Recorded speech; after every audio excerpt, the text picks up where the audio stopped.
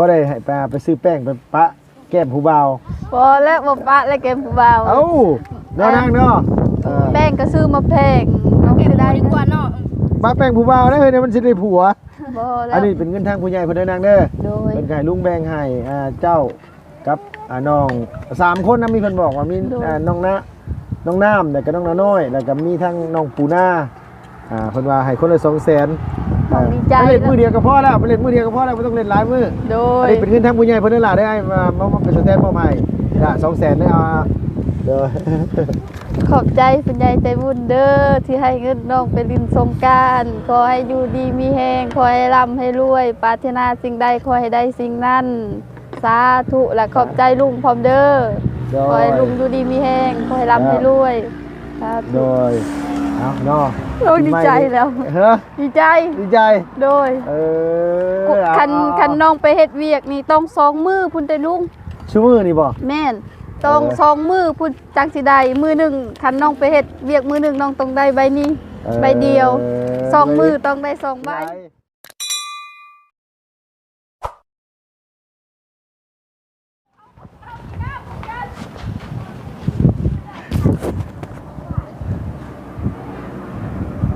น้องพี่น้องเปิดคลิปมาตอนนี้ก็อยู่บ้านสกีพินเมืองเซโปนแขวงสอนเขตเด้อพี่น้องเด้อเปิดคลิปมาตอนนี้ก็อยู่เพื่อนสาวหลาน้อยพี่น้องเอ้ยเพราะว่ามื้อนี้ก็ว่าน้องพี่น้องบ่มีทางไปแล้วพี่น้องเอ้ยลุงกระสิบมาหาน้องๆเพิ่นนี่แหละน้องพี่น้องแล้วก็อีกอย่างก็มาอันว่าเยี่ยมมายามประตูอาเลียพี่น้องเอ้ยฝนตกมาเมื่อคืนนี่โอ้ยทีเราน้ำอังเบิดหั่นพี่น้องเนาะโตพอดีว่ามีทางยังจะดีก็ยังจะดีเพิ่นอยู่ทางต่างประเทศนะพี่น้องว่านี่ลุงก็มาถ่ายคลิปทางน้องนาน้อยกับน้องน้ำพี่น้องเอ้ยเพิ่นก็บอกว่าโอ้ยเพิ่นว่าเนาะเพิ่นก็ฝากเงินมาให้ลุงไปซื้อยางสกัวหรือว่ายางอะไหล่รถลุงเลยเนาะพี่น้องกับไปเฮ็ดแอร์เพิ่นซั่นว่าคันว่านั่นก็แบ่งให้ทางน้องน้ำกับน้องละน้อยเด้อไปซั่นเนาะจัก100,000 200,000ไปซั่นว่าพี่น้องเอ้ยเพราะได้น้องเพิ่นไปเล่นบุญปีใหม่ลาวเนาะพี่เนาะลุงก็เลยสิเขามาหาน้องแต่ว่าเขามามื้อนี้ก็เห็นแต่ทางอีหลาน้อยเพิ่นเนาะพี่เนาะเพราะว่าทางลุงก็ยังอยู่เมืองเซโปนยังบ่ทันได้กลับบ้านกลับซองน่าจะเป็นมื้ออื่นตอนแรงๆพี่น้องเอ้ยคันว่าเป็นไปได้เนาะพี่เนาะเพราะว่าบางเทื่อเนี่ยเพราะว่ามื้ออื่นลุงก็สิไปส่งน้ำพระเลยเอารถเอาล่างเข้าไปอยู่วัดอยู่ว่าน้ำแน่พื้นนี่เนาะพี่เนาะก็สิจักสิได้กลับจักมุ่งพี่น้องเอ้ยทางนี้ทางนั้นทางคาถาเบิ่งน้ำกันถ้าติดตามเบิ่งว่าสิได้เมื่อจักมุ่งเนาะพี่เนาะโดยอันนี้นั่นก็ลุงก็ต้องกราบขอบคุณขอบคุณขอบใจทางเอื้อยก็อ้ายได้หลายเด้อขอให้เอื้อยก็อ้ายอยู่ดีมีแห้งอยู่เย็นเป็นสุขโรคภัยไข้เจ็บอย่าเบียดอย่าเบียนสุขภาพพลามัยแข็งแรงอายุมันขวัญยืนอ้ายเด้อเอื้อยเด้อแต่กับผู้ใหญ่ใจดี FC เบิดสุขุสุคนเพียงเนาะเพิ่นเห็นว่ารถลุงมันแอร์บ่เย็นลุงก็หมู่พวกก็ไปนำเลยเพิ่นจมเนาะพี่เนาะมันแอร์ร้อนมันบ่ทำงานนั่นแหละร้อนอบอ้าวเปิดกระจกไปฝุ่นเพยติดเต็มต้นเต็มโตอยู่มื้อนี้ก็ล้างรถใหม่มาเอี่ยมๆเลยพี่น้องเนาะนี่แหละพี่น้องเอ้ยมาเบิ่งยังบ่ทันได้เห็นได้ว่าดินหลอดประตูแล้วกว้างห้อมซำใดเนาะพี่เนาะลาน้อยมานี่เนี่ยนะนางน้องสาลามาก่อนพี่น้องเนาะไปพี่น้องเอ้ยโอ้คืองามเด้อโดยสบายดีมื้อคือใส่ชุดแบบนี้มื้อนี้นะไปปลูกมันต้นไปปลูกมันเมื่อวานฝนตกเลยมื้อนี้ไปปลูกมันเลยโอ้ว่าไงว่าปลูกหลังฝนเลยตกแห้งอยู่ว่าทั้งนี้เมื่อวานเลยแห้งตกคืนแห้งเนาะโอ้โดยเมื่อคืนนี่มันมาฝนลงแห้งมื้อเช้านี่ปลูกเลย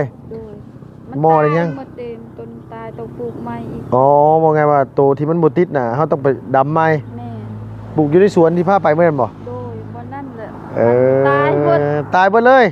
มันปลูกเอ อีกแต่แดดนี่ลำไปลำมา แต่ว่าอยู่บ้านลุงบัดเขาเจ้าสิบ่ปลูกเลยอันน้องไอ้ยามนี่มีแต่เขาเจ้าพุ่นเล่นสงกรานต์แล้วประมาณอันอีกเดือนหน้าเขาเจ้าจะปลูก น้องปลูกมันก่อนแล้วลงเดินสงกรานต์ก็บ่ได้ลิ้น หมายความว่าบ่ได้เล่นสงกรานต์ได้ที่ปีนี้ บ่ เว้าแท้ บ่แท้ สิปลูกมันนี่บ่ ปลูกมันแล้วคันมีเงินก็ไปบ่มีเงินก็อยู่เฮือน เอานิดมันมาไม่แน่นิดไม่แน่สมมุติว่ามีเงินได้ไปอยู่เนาะ ไปชุดว่าตอนเช้าปลูกมันต้นแล้วก็ตอนแรกก็ไปลิ้น เกินสั้นได้ไปเนาะ โดยอัน คัน นี้ บ่มีนี่คือไปบ่ได้ ไปบ่ได้ อ๋อปลูกมันอย่างเดียว โดย ไปปลูกกันจะคนเลย หมดเฮือน เบิดเทือนเลย โดย อันนี้พักเที่ยง แม่นพักเที่ยง มากินข้าวอะไรก็สิไปใหม่อีก แม่น เอาแล้วฟ้าวได้แสดงพระเจ้าได้เฮ้ยชนะมาพี่พี่พี่น้องเอ้ยอันนี้นี่ดินพ่อตู้แล้วในบ่อน้ำนี่นะอันโมเมนอันน้อย โดย กว้างสำไรยาวสำไรหล่านี่นะ อันนี้แหละซ้ำกับเขา ซ้ำเขาไทยนี่บ่ แม่น ซ้ำที่เขาเจ้าไทยนี่น้ำอ่างมวยเมื่อคืนนี่มองนั่น แม่ น่ะ นฝนตกแห้งคืนนี้ โอ้โดยกินไรสักข้าวเที่ยงน่ะ ย่างยังบ่ได้ ยังบ่ทันได้กิน โดย ลุงซื้อตำมาอยู่กินบ่ต กิน ำกินบ่ โดย เบิ่งทีเบิ่งทางประตูก่อนพี่น้องเอ้ยเดี๋ยวจะกิน อันนี้นี่คือฝนตกมาเมื่อคืนนี่เนาะน้อยเนาะ โดย ฝนตกมาเมื่อคืนนี่พี่น้องเอ้ยกวางถอยยาวจำได้อีหล่าพ่อฮู้บ่ นี่ ซ้ำนี่ ซ้ำกับ นี่มั้ง ปักหลักนี่ สำลักนี่มานี้ โดย แล้วก็ยาวไปหัน แม่น ติดกับแลนตัวเลย โดย โดยอันนี้ก็คือดินพ่อตู้พี่น้องเอ้ยแต่ว่าเมื่อคืนนี่ฝนตกแห้ง โดย น้ำอ่างบ่ได้นี่เนาะละน้อยเนาะ แม่นฝนตกแห้งเมื่อคืนนี้เด้ ตกจากมุ้งให้ฝนตกเมื่อคืนนี่ ประมาณ 10 โมง ประมาณ10 โมงคืน โดย อยู่เมืองเซโปนคือบ่ตกว่าอยู่เซโปนวะ ตก อึ้งบ่ห้องมวยทางนี้ บ่มีอึ้ง บ่แท้ บ่มีอยู่แถวบ้านน้องนี่บ่มี มันมีแล้วสำนองสปิการแล้วมีแต่บ่มีอยู่นี่ บ้านเจ้าบ่มีอึ้งเนาะ แม่น เอาแล้วคันชุมอยากกินต้มอึ้งอหย่างซี่นี่ไปต้องซื้อเอา ซื้ออยากซื้อเขาขายแพงจักสิเอาเงินไปใส่ขายแพง โดยเอานักน้ำบ่ได้มาเล่นมื้อนี้ บ่ โอ้โดยเอาพี่น้องไอ้น้องบ่แม่นหิวข้าวหิวน้ำจักว่านี่ อยู่ บ่ได้ฟ้าวบ่ได้ไปละบันไดแล้วว่า บ่ บ่ได้ฟ้าวปานใดเนาะโดยเอาไปสไปกันหิวกันไปกินอันตำพุ่นพี่น้องเอ้ยซื้อตำมาฝากน้องเพิ่นเด้อโดยเอาพี่เนาะมันมีแต่ว่าพอดีทางอ้ายก็เอื้อยเพิ่นเพิ่นอันว่าฝากเงินมาให้ลุงซื้อยางสกัวรถพี่น้องเอ้ยดูว่ายางอะไรรถนั่นแหละเพราะว่าลุงบ่มียางอะไรแต่ก็เฮ็ดแอร์รถน้ำเนี่ยมันบ่เย็นว่าซั่นว่าแบ่งให้น้องหลายน้อยใส่น้ำเนี่ยเด้อจักกันว่า100,000 200,000เพิ่นเป็นสงกรานต์ว่าซั่นว่าได้ไปมือหนึงก็ยังดีได้อเนาะเฮ้ยเนาะ โดย 200,000ในมือหนึงนี่พ่อบ่เฮ้ย บ่พอกับพ่อแล้ว บ่พอก็พ่อเนาะ สำหรับน้องนี่ลายแล้ว สำหรับตัวนี้หลายเติบแล้วเนาะ โดย โดยเอาไปแม่หาเตรียมเครื่องอันนี้ไปหาถ้วยครับอันว่านี่โอ้ยยิ้มแล้ว ดีใจ ยิ้มแล้ว เลยเนอะ นี่ยิ้มแล้วเพิ่นบอกว่าเพิ่นสิให้ทางน้องหลาน้อยพี่น้องเอ้ยกับอันว่าน้องน้ำมาสันแบ่งให้น้องเพิ่นนี่เลยเด้อกับน้องปูนานี่แหละก็เลย200,000เด้อมาสันว่าเฮิมไว้มาสันว่าเนาะลุงก็สิมาแบ่งให้น้องเพิ่นเล็กน้อยพี่น้องเอ้ยพอได้นี่ทางพี่กำลังเฮ็ดหยังอยู่เด้ขออนุญาตขึ้นเฮือนหน่อยเด้อ ข้าวมากินข้าวมา โอ้จอยสบายดีโดยกำลังได้หยังกินเที่ยงน่ะนะ กินน้ ซุปมะเขือ ำมะเขือ อ๋อซุปมะเขืออยู่บ้านเขาเอิ้นซุปมะเขือโดยซุปมะเขือใส่หยังแม่ ใส่ไก่ตลาด ใส่ไก่ตลาด โอ้ย ใส่ไก่กำลังมาจะปลูกกันว่ามันโดยเอาเลยพอเอาเลยกำลังกันว่าสิเอ็นว่าเอาให้ละน้อยไปน้อย โดย ไม่ใส่ละไม่น้ำโจดอ่ะ นี่ โอเคฉะนั้นนึกว่าอยู่น้ำหมวกอีเทิงตัวพูดนะพากันไปปลูกมันไม้มานี่เนาะโอ้เป็นนี่ไงชุดก่อนน่ะมันตายบ่ดูว่านี่ไหน ตายหมดตอกได้ปลูกล ก็ตาย ำเพื่อนละจานให้ละเพิ่น โดอยู่บ้านลูกบัดชวนลายนี่เขาฝนตกพูดให้พ่อไว้เขาจังปลูกนะ อันนี้เฮ็ดทำเฮ็ดทาคุณตกเดินหาเดินออกโคตรไว้ มันเป็นยังไง ใส่ทวน อ๋อมันหลายสวนมันหลายหมอง เอา เฮ็ด ถ้วยบ่ลุง ฮะ เอาถ้วยบ่ เอาถ้วยได้เลย เขากระจมอยากกินตำพุ่น อยากกินต โดย ำอยากกินตำไปกินตำมื้อเลยอยากกินตำก็ได้ใช้ปูน้อยๆย่างมาปูงามๆเมื่อกี้ไปทางไหนแหละ มีหลานบ่ โดย ออกไปพุ่นแล้ว อ ไฟกระเว่าเรางามเลย ฮะ ไฟกระเว่าเรางาม เอางามมื้อเนาะ นี่ได้ผัวได้เผาตลอด อันนี้พ่อผัวน่ะ โอ้เขาโยกซื่อๆเขาโยกกับลูกคน มั ตู นอยู่เฮือนแม่ได้ลูกอริยะ อันนี้เนี่ยพ่อ โดย บ่ได้ไปไสนี่น่ะ มันเคยอยู่เฮือนแม่แต่เก่าเราบ่มีเขาเราอยู่เป็นเดือนเฮือนแม่ ว่าไงอยู่พี่พ่อได้กินแน่ เพเนี่ยโดยช่วยเพ มันยังอยู่น้ำพอไปเฮ็ดห้องวิทย์ เออ เคยเราอยู่กับแม่เห็นเรา โดย แม่เลยคนบ่ได้หลายเลย เพิ่นก็เลยมาอยู่น้ำกันอยู่พี่เนาะโอ้ยจะมามักผู้สาวเฮือนนี่บ่จักดอกอันนี้ลูกพ่อตู้7 ปีอันน้องเพิ่นมาเล่นเฮือนน้องหลานน้อยเพิ่นอยู่พี่ตลอดบ่ล่ะนะ แม่น จังโพจังบ่ค่อยเห็นเล่าปานใดเนาะ แม่น เพื่อนตัวนี้มีจักคนล่ะจังบ่ทั้งมวล 6 คน มีพ่อมีแม่ กับน้องไพ่ อ๋อ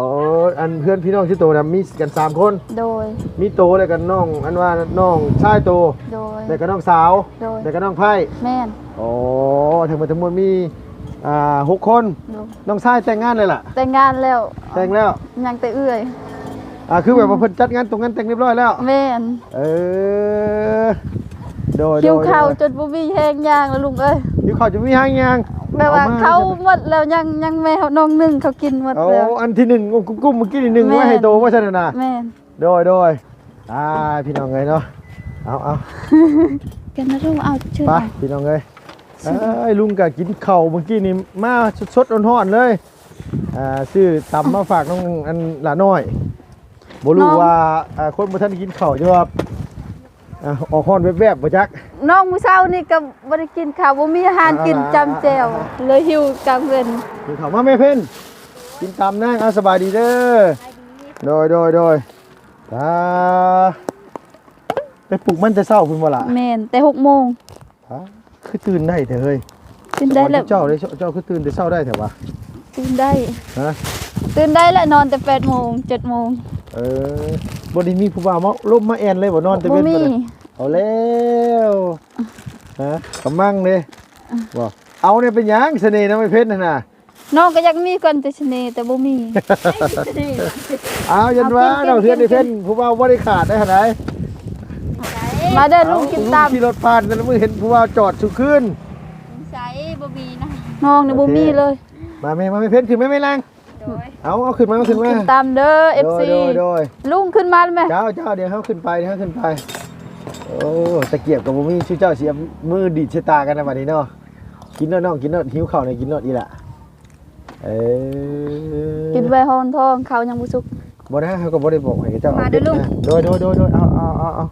มาคือตรงไหนหามุมกล้องอันมีรายได้เลยล่ะมาสิขึ้นไปบัดนี้แต่บ่ได้กินน้ำหรอกเฮ้ย โดย ขึ้นไปนั่งเป็นหมู่ซื่อๆหรอก มือจ ฮัก น ซะ สั่น แล้วเนาะ บ่แล้วมือจนสั่น มือจนสั่น ลืมเอาตะเกียบมา โอ้มาไหม่ล่ะกินอันนี้หิวแห้งหน่อยเนาะ ดูให้มื้อเช้าบ่ได้กินข้าวเลย โดยบ่มีอาหารกินเด้เลยพาไปปลูกมัน มื้อเช้านี่เห็นไหมปิ้งไก่ปิ้งกบกับบ่ซื้อมาเนาะ บ่ ที่ มี บ้านผมก็บ่ได้ไกลปานใดก็บ่เล่นไปซื้อบ่ได้ไปซื้อเลย บ่ เออ พาไปปลูกยันแดดเด้ มื้อนี้ยังปลูกได้เบิดมื้ออยู่แล้วมื้อนี้มันบดน้อยเนาะ แม่น มันแห้งปานนั้นว่าฝนตกเมื่อคืนนี่น่ะอยู่พี่ แห้ น่ะ งตกแห้ง อยู่เซโปนน่ะเห็นอยู่ฟ้าเหลือมผ้าด่างแต่ว่ามันบ่ได้ตกเด้ นี่บักแห้งๆวัน น้องจนนอนบ่หลับเลยตกเมื่อคืนนี่ ฟ้าด่างนำบ่เฮ้ย ดังอยู่ กระดังทะลึ่งวันจะบ่แห้ง บ่แห้ง วันตกไหน มันตก เห็น แห้ อง ยู่บ้านนั้นว่าลุงหั่นโอ้ย เสียดายบ้านน้องบ่มีอึ่งคันมีอึ่งได้กินแล้วฝนตกแบบนี้เด้อบ้านน้องบ่มี ก็ปานเจ้าของกินอึ่งโอ้ยกินว่าตัวกระอึ่งอะ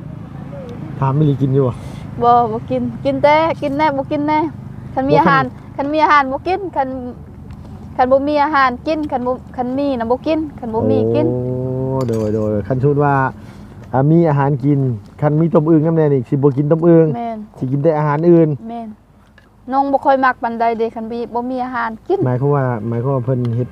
เฮ็ดบ่เป็นพี่น้องเอ้ยคันเฮ็ดเป็นนี่มันแซ่บแล้วเพิ่นสิกินอยู่ ต้มใส่เกลือไปนัวซื้อกับบ่แซ่บเลยเฮ้ย โดย ก็ต้องมีแน่ใส่หลายอย่างมันถึงแซ่บสงกรานต์นี่บ่ได้ไปเล่นใส่เลยมัน บ่ได้ไปเล่น บ่แท้เลยบ่ บ่แท้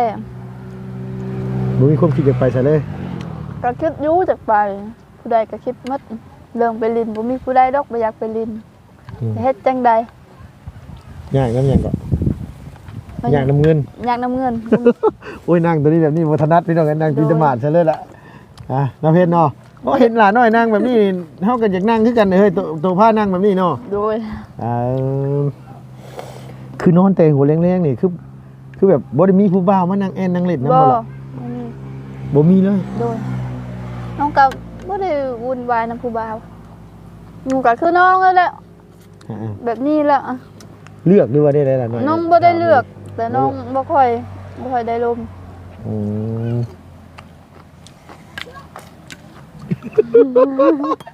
กินแม่มึงก็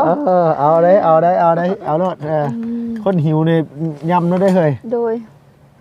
เข้ากระเบิดไปซั่นว่าพี่น้องแม่เพิ่นกำลังนึ่งอยู่แม่นอันอีหล่าเพิ่นกำลังนึ่งอยู่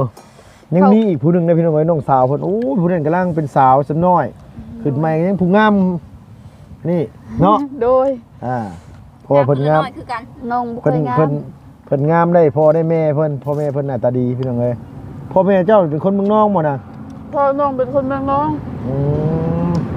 แม่น่ะเป็นคนเผ่าตรี แม่นพ่อน้องเป็นคนชนเผ่าตะโอ้ย โดย แล้ว อัน เริ่ แม่ มมาอยู่พี่ เป็นคนเผ่าตรี แม่น แม่น่ะเป็นคนบ้านนี้เนาะ แม่นบ้านสกีเทิง พันสีเทิงบุญ โดย แล้วมีที่ทางอยู่นี่ก็เลยย้ายมาอยู่พี่ โดย อืมโดย พุ่นล่ะแล้วก็จังอนุ นั่งมาเด้อกินตำเด้อมาเร็วกินตำมีมาแล้วมานั่งพี่โอ้ยมาเขาสิยับให้มาอันนี้โอ้คือกันนี่แหละเนาะว่าถึงเนี่ยเนาะคือกันนี่แหละน้อยเอ้ยเบิ่งพี่น้องเอ้ยอันนี้แหละเพิ่นเอิ้นว่าง่วงงามคู่ประเทศเอาสบายพี่น้องเนี่ยโดยยับมาเข้ามาล่ะยับเข้ามานั่งตะหมาดใส่รถก็ได้อันนี้นี่อายุจักปีล่ะ 14ล่ะ สิเข้า14ปีโอ้ขอบครัวนี่จมูกคมทุกคนเลยพี่น้องจมูกโด่งทุกคนเนาะน้องเพนไอ้เพนอยากอายนะเอาแท้เลยนี่นะอันนี้เขาอีกลูกหลานยัง ชายกะคม ต้องชายกับคมคือกัน โดยแต่บ่ซ้ำชุมน้องคมกว่า แต่บอกถึงว่าแต่เก่าคนชนเผ่านี่เขาเจ้าคือเอาลูกหลายพ่อแม่เจ้าคือเอาลูกหน่อยเฮ้ย บูฮู้คือกันน้องกับบูฮู้สิตอบ บอกไงเพิ่นเป็นคนที่แบบว่าเป็นไงเนี่ยพี่น้องเป็นคนฉลาดเพิ่นก็เลยเอาลูกหน่อยคันว่าเอาลูกหลายมันสิทุกข์ โด โดน ยแม่น เอาอีหลี ท่าน เลย แม่น้องเอาลูกลายนี่คือสิบ่ได้ดอกเฮือนแบบว่าที่ดินเพชรนี่เด้แต่ว่าเพิ่นเอาแต่ลูกบ่มีเวลาเฮ็ดเวียกเด้อันนี้เขาเจ้าเฮ็ดเวียกคู่มือ โดย ก็เลยได้คือหมู่ซุมือนี่ โดยหลักๆนี่ก็คือเพิ่นมีเวลาเฮ็ดเวียกเฮ็ดงาน แม่นเพิ่นมีเวลาเฮ็ดเวียกเฮ็ดงานหลายเด้ โดย ถ้าเพิ่นเอา เรียน ลู อยู่ ก ม ห ใด ลาย ลูกตอนนี้ ออกแล้ว ออกแล้วจบมใดน่ะ ก็จบม จบมหนึ่งออกมหนึ่งเลยเอาแล้วคือบ่เรียนฮอดมสี่พุ่นยังออก .1 จัก แต่ผู้นี้คือนางไก่เธอยับมาเท่ากับพี่น้องเราจักสิว่านี่ได้ซื้อมาถ้วยเดียว พี่ลีเด้มื้อนี้น่ะตอนแรกตั้งใจว่าซื้อหน่อไม้มาอยู่แต่ว่าเฮายันตัวบ่มีเวลาแกงฝนตกว่ะ น้องดีใจเลยลุงซื้อตำมาให้กิน บ่ โดย บ่ได้ลุงก็ซื้อหน่อไม้มาพร้อมนั่นน่ะน้อยแต่ว่ามื้อนี้ว่าตัวบ่ว่างแล้วเห็นตัวใส่หมวกแล้วน้อยมื้อหน้าซะ น้องแฮงอยากกินแกงหน่อไม้ อยากบ่ อยาก อยากเอาอยากตัวก็สิไปปลูกมันต่อแหละมันก็บ่ได้เฮ็ดแล้ว เป๊ะจ้อตะเบือน่ะไปอยากเอาไปจ้ะบู้ว่าเพิ่นสิออกคือแต่ตอนแรงหรือบ่น้องก็บ่รู้คือกัน ผมก็ต้องออกอยู่แล้วมื้อนี้มันบดเด้ดอก บดมันต้นมันบ่ค่อยมีเด้ต้องไปหามันต้นอันนั้นเด้มันหมดแล้วหมดน้องปลูก ตัวที่ปลูกนะบ่ตัวที่ปลูกใหม่ลำมันอันเบิดแล้ว โด อ๋ ย อ บ่มีล โดย ำก็เลยบ่ค่อยได้ปลูกตอนแรง โดยคันว่างแกงบ่เดี๋ยวสิเอาหน่อไม้มาให้ แกง แกงบ่ แกงน้อง แกง จะ ว่ะ กินโดย แกงว่าคันแกงเลยสิเอามาให้ โดย เขาสิเล่นเขาไปซื้อใบยะนางอันน้ำยะนางบ้านตัวบ่ได้มีน้ำยะนางเนาะ บ่มี ต้องไปซื้อมาแต่บ้าน บันดง บ้านดง โดย โอเคเดี๋ยวเขาไปซื้อโดย น้องดีใจดีใจน้องไว้ เอ้ยเพราะเขาซื้อมาให้ดีแล้วเขาซื้อมาแต่บ้านซะแล้วเมื่อกี้นี่ โดย โอ้บักหลายหนึงได้หลายตอนแรกเขาก็ได้อันนี้เขาซื้อเขารอซื้อตำนี่แหละน้องๆอยู่บ้านซะแล้วน่ะเพิ่นไปขายแล้วก็เลยบอกว่าซื้อทำไมไปให้หลานน้อยแกงก่อนแต่ต้องซื้อปลาแดกมาทำหน่อยเนาะ โดยซื้อปลาแดก แกงน้ำมันบ่ใส่ปลาแดกคือบ้านเจ้านี่บ้านเจ้าใส่บ่ ไส้ ใส่ใส่อยู่ขนาด ข้างหลังคือเฮ็ดแล้วก็คืออันนั้นคือปลาแดก เฮ็ดยานางปลาแดก โดย มักบวบมีหยังสิได้ค่ะ คันได้มักบวกก็ซื้อ จะได้บวบก็ซื้อเนาะ โดย อืม เก็บเอ็ดบัตรเป็น โดย เนาะ อีหลาน้อยเจ้าซื้อหยังลูกเจ้าน่ะ บัตรเป็นดา นูลา โดย น้องนุลาโอ้ร้องเพลงม่วนนะพี่น้องนูลานี่น่ะบ่แม่นโตอันคนซื้อนูลาอันนักร้องไทยอะนะอีหลาร้องเพลงเป็นอยู่บ่บ่เป็นแกงหน่อไม้ได้เป็นอยู่บ่ บอ แกงหน่อไม้ก็บ่เป็น เคยแกง บ่เคยแกงให้เอื้อหลาน้อยแกงให้กิน โดย อายุ13 แซ่บได้ซื้อมือละ 14 น้อย เฮ้ยไปย่องที่มือเฮา ถามเบิ่งเลยมื้อนี้ อย่าไปย่องที่มือเฮานะจะได้มาแซ่บเค็มเกลือจะไหนเขาว่าง สิทาซิมมื้อนี้แหละว่ามันสิแซ่บหรือบ่แซ่บเดี๋ยวก็รู้กันหรอกไม่ยากดอกเอาสดซะโดนนะเฮ้ยพี่น้องก็ยันน้องเพิ่นอายจังนะสิขออนุญาตปิดกล้องก่อนจังหน่อยนี่บ่ได้ละอาสิเล่นไปซื้อนะนี่เพชรอยู่บ่นาง เผ็ดยังบ่กินข้าวเผ็ด ยังบ่กินข้าวเลยเพชรเนาะ โดย เออเอาพอดีว่าทางเอื้อกับอ้ายเพิ่นเนาะเพิ่นฝากเงินมาแล้วเพิ่นให้นั่นว่าแบ่งให้น้องละน้อยกับน้องน้ำไม่ใช่ว่าได้กับน้องอีหยังอีกคนหนึงน้องปูคนไหนล่ะสิปูน้องปูหน้าล่ะมั้งใส่ซีเมนต์คนละ200,000 โดย พอได้ให้ไปซื้อแป้งไปปะแก้มผู้บ่าว พอแล้วบ่ปะแล้วแกมผู้บ่าว เอ้าเนาะนางเนาะ แป้งก็ซื้อมาแพงน้องสิได้ ดีกว่าเนาะ ปะแป้งผู้บ่าวได้เฮ้ยเนี่ยมันสิได้ผัว บ่แล้ อัน ว นี้เป็นเงินทางผู้ใหญ่เพิ่นเด้อนางเด้อ โดย เป็นไก่ลุงแบงให้เจ้ากับน้อง3คนนะมีเพิ่นบอกว่ามีน้องน้ำแล้วก็น้องน้อยแล้วก็มีทั้งน้องปูนาเพิ่นว่าให้คนละ200,000 น้องดีใจ ไปเล่นมือเดียวก็พอแล้วไปเล่นมือเดียวก็พอแล้วบ่ต้องเล่นหลายมือ โด อัน ย นี้เป็นเงินทางผู้ใหญ่เพิ่นนั่นล่ะได้ให้มาเป็นสแตนมอบให้ละ200,000ได้เอาเด้อ ขอบใจคุณยายใจบุญเด้อที่ให้เงินน้องไปลินสงกรานต์ขอให้อยู่ดีมีแฮงขอให้ร่ำให้รวยปรารถนาสิ่งใดขอให้ได้สิ่งนั้นสาธุและขอบใจลุงพร้อมเด้อขอให้ลุงอยู่ดีมีแฮงขอให้ร่ำให้รวยสา โด ธุ ยเอาเนาะ โอ้ดีใจแล้ว เฮ้อ ดีใจ ดีใจ โดย คันน้องไปเฮ็ดเวียกนี่ต้อง2มื้อพุ่นแต่ลุง ชั่วมือนี่บ่ แม่นต้อง2มื้อพุ่นจังสิได้มื้อหนึงคันน้องไปเฮ็ดเวียกมื้อหนึงน้องต้องได้ใบนี้ใบเดียว2มื้อต้องได้2ใบ บ่ได้มีมือละแสนหาบ่แม่น บ่ บ่ มีแต่มื้อละแสน มือละแสน โดย เอากับมือละแสนกับคือฮู้หั่นแหละไปเล่นสงกรานต์ก็ไปหลายมื้อก็บ่ได้เด้มันเปลืองเงิน น้องดีใจแล้วได้นี่ มีผู้ใหญ่ ไป ใจ อยู่ว่า ให้ คิดว่า ไปส่วนน้องนำไปคัน ยั น้ ง อง บ่เห็นหน้าอีหลาน้ำอยู่พี่น้องเพิ่นไปแขกจะบ่นว่า น้องกับน้องนำเพราะชุมน้อง2คนบ่มีเงินเลยบ่ไปนี่ได้ละ200,000น้องก็สิพาน้องนำไปลิ้นละ อยู่นี่อยู่เซนี่เพิ่นเล่นบ่ล่ะ แม่นลิ้นอยู่บ้านดง อยู่ เสี บ้าย นดง โปน นี่นะ น้องไปบ่ฮอดดอกแบบว่า มัน ใส่ 200,000 น้ำมัน บ่ฮอดเนาะ บ่ฮอดใส่น้ำมันรถแน่ลิ้นบ้านดงนี่แล้ว บ้านดงนี่ก็อยู่ครัวเนาะ โดย อยู่ครัวเซโปนนี่เนาะ โดย แม่นบ่ล่ะ โด ครัวย เซโปนนี่เนาะ แม่น ทางขับเมืองน้องเนาะ โดย เขาเจ้าเล่นลายอยู่ว่าแต่ละปี ก็ลายอยู่แต่บ่ซ้ำเสโปนลายกว่า โดยนั่นแหละเฮ้ยบ่จีบผู้บ่าวมีรถใหญ่ให้เขามารับไป แต่ว่า เล่นสงกรานต์ ไผสิมักคนคือน้องเนาะทุกข์ยาก โอ้ซ้ำเจ้าสิทุกข์นี่หยังซ้ำเจ้านี่บ่ทุกข์ดอกนางดินก็ติดทางงันว่าเลขเก้าพี่น้องเอ้ยถ้าผู้ใดได้น้องงันว่าละน้อยเป็นเมียนี่นะพี่น้องคันคนสิมีแน่มีโอคิดปัญญาแน่เฮ็ดเพื่อนข้างนี่เด้อกับเฮ็ดห้านค้าห้านขาย โดย หรือว่าเฮ็ดร้าน น้องก็อยากได้ ซ่อม และ แปร ร้านค้าขายเป็นของตัวเอง รับซื้อกล้วย รับซื้อนั่นซื้อนี่โอ้ยสบายน้ำเว้ยอันว่าน้อยไอ้โต แต่ว่าผู้อยู่ว่ามูลสิตกไผ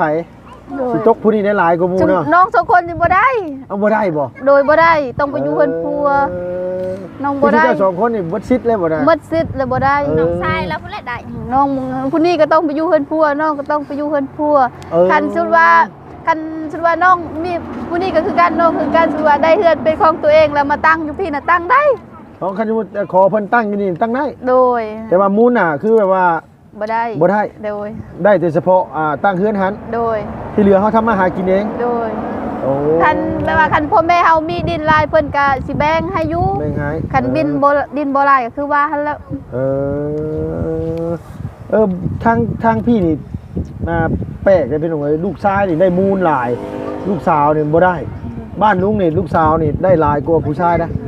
ส่วนหลายนี่เป็นลูกสาวโดยเฉพาะลูกสาวลอยขึ้นอีนางนี่ บ่ได้ โอ้ย เพิ่น ซ้ำสิเอา เพิ่นนี่บ่ได้คือกันคือกับน้องนั่นแหละเพิ่นก็ ประเภทนี้มันต่างกันเนาะ โดย เอาฉันเอามิแต่ว่าหากะสมมติว่าพ่อกับพ่อคนที่แบบว่าโอ้เนาะมันเลือกบ่ได้ตัวนี้เนาะน้ำเนาะ โดย สายแน่นกับซ้ำตูบนี่ก็ต้องอยู่ด้วยเนาะ โดย เนาะ สารแน่นจงหนาวแบบใดก็เอาละ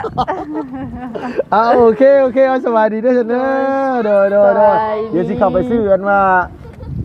อีหยังพี่น้องอันเพื่อนแกงมาใหม่มาให้ทางอันน้องดาน้อยเพิ่นแกงนอให้กินมิแต่ว่าเดี๋ยวกลับมาพ่อกันอีกเทื่อนึงเนาะโอเคนั่งๆเด้อเอาไม่ผู้ลุงกันมาจักหน่อยสิบ่ได้ไปฮอดใส่ได้ดื่ม ลุง ไม้นี่ ซื้อแล้วบ่หน่อไม้น่ะ ซื้อแล้วไอ้สิให้ตัวนี่โดยเดี๋ยวมีแต่ว่าไปเอาหน่อไม้ก่อนพี่น้องเอ้ยไปเอาหน่อไม้ก่อนฉันสิบ่ได้กินนะมื้อนี้อ้าย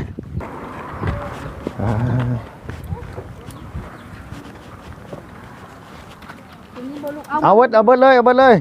ลุงซื้อลายอ่ะ โดย